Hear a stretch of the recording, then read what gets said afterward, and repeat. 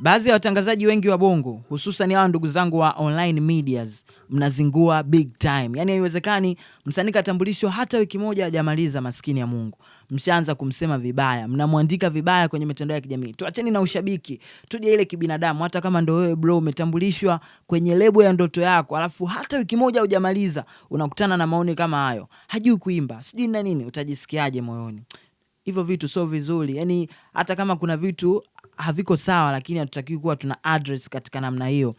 Kuslav ni msanii noma sana. Naongea hivi kwa sababu gani? Mimi nimeanza kufahamiana naye like miaka 3 iliyopita kama so 4. Kipindi hicho na mimi ndo nimetoka straight kutoka chuo. Yeye alikuwa ameachia ngoma yake moja inaitwa You. Tena kipindi hicho alikuwa anajiita Kile Kusin. Sijui mnaelewa naongea maneno, nitamtag hapo. Yeye mwenyewe kama akiona hii video ata verify hichi ambacho nakiongea. That time nikaa nimemcheck, my brother unafanya poa sana, ngoma yako kali. Tukabadilishana namba, tukawa tunachati.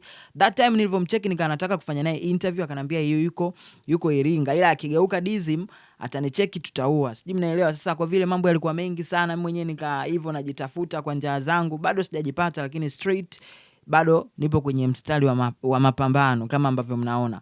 Sasa kukaa kuna ukimya sana hapa katikati. Sijui mnaelewa. Nilipokuja kushangaa tu amekuwa introduced next level, nimekuwa surprised sana, nimependa. Such a blessing. Ni mshikaji ambaye anafanya poa sana. Sasa nataka niwasikilizishe hii ngoma ambayo ilifanya mimi nikafahamiana naye miaka 3 iliyopita. Inaitwa You.